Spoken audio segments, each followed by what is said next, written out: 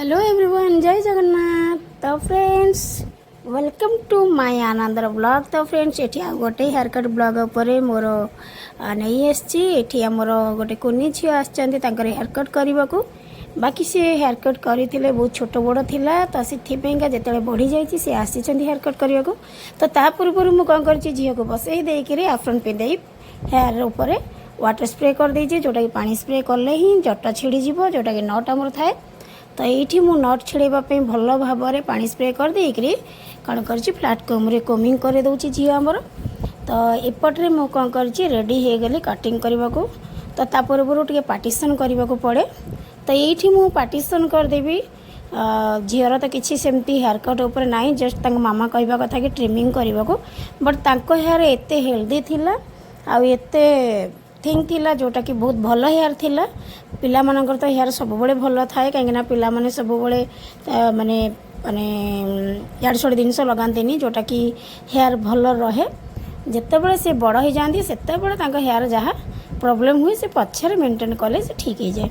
तो ये झीर मु कौन कर फास्ट ट्रिमिंग कलापर मत ठीक लगलानी, जमती मु कौन कली सांगे सांगे दुई पट को दी पटे आ फ्रंट पट को लेकर पूरा डीप यू टे सेप देदेली।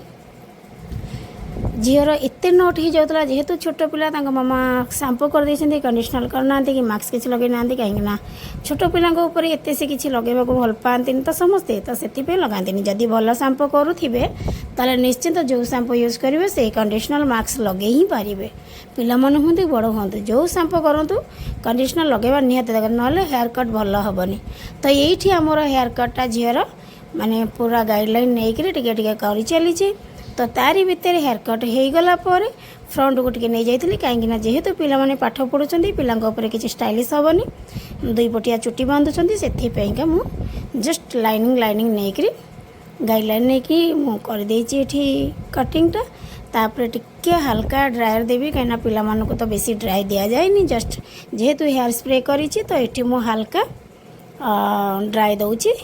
तापर फिनिशिंग पूरा देखेबी, जोटा कि पूरा डीप यू रे मु हेयर कटटा करी। बहुत भल कटिंगटा होती, पिला मानक हेयर को लेकर डीप यूटा ही भल लगे। किसी यार से कटिंग दबा तो प्राय माने समस्त इच्छा न थाए। तापरे मते भी एते भल लगे कि पिला मानक एते किसी कटिंग लुक दवा, कहीं पिला मानकर पाठ पढ़ा पर डिस्टर्ब रहिबा। तो से मुझे से झीर मामा कथार मो झीर पूरा डीप यू दे देथिला, बहुत भल सुंदर लगुला हेयर कटा। जिते सेटिंग दिया सारापर देन हेयर कट पूरा फिनिश हो गला, सेटिंग भी पूरा फिनिश। ये बहुत भल लगे, टी फोटो नहीं जीवा, टी हल्का वीडियो नहीं जीवा।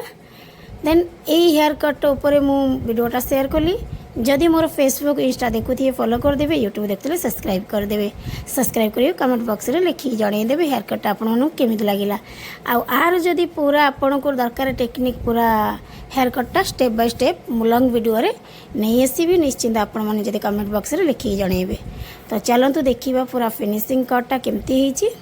तो ये कटिंग हो सारापर सेटिंग हो सारापर पूरा फिनिशिंग लुकटा दूसरी, जोटा कि जो थे मुझे सेटिंग करए से सेटिंग कम भी सब प्रकार अच्छी, जमती पिला मानक ऊपर कौ कमटा बड़ मानक ऊपर कौ कमटा रहिबो। तो ये पूरा कटिंगटा एंड हो गला, सेटिंग भी एंड हो गला। ब्यूटीफुल देखा, बहुत सुंदर लगुच। आपण मानक भल लगी ना, निश्चिंत जनइबे। से हेयर कट उपर मोर यही वीडियोटा रहा। पुणी आहरी अच्छी आहरी गोटे वीडियो शेयर करी, जोटा कि फेशियल उपर आमर लोटस इंस्टा ग्लो फेशियल उपर सेटा मु नेक्स्ट वीडियो रे शेयर करी। तो चलतु वीडियोटा को ये रखुची, पूरा फास्ट टू लास्ट वीडियोटा देखंतु आ शेयर करंतु। रही जय जगन्नाथ। भले रुहतु, खुशी रे रुहतु, सुस्थ रुहतु। खरा दिन रे बेसी पानी पियंतु आउ निजको जगिक रखंतु, ता संगे निज देहरे ओदा वस्त्र पकेकी बाहर को जातु। जय जगन्नाथ, धन्यवाद।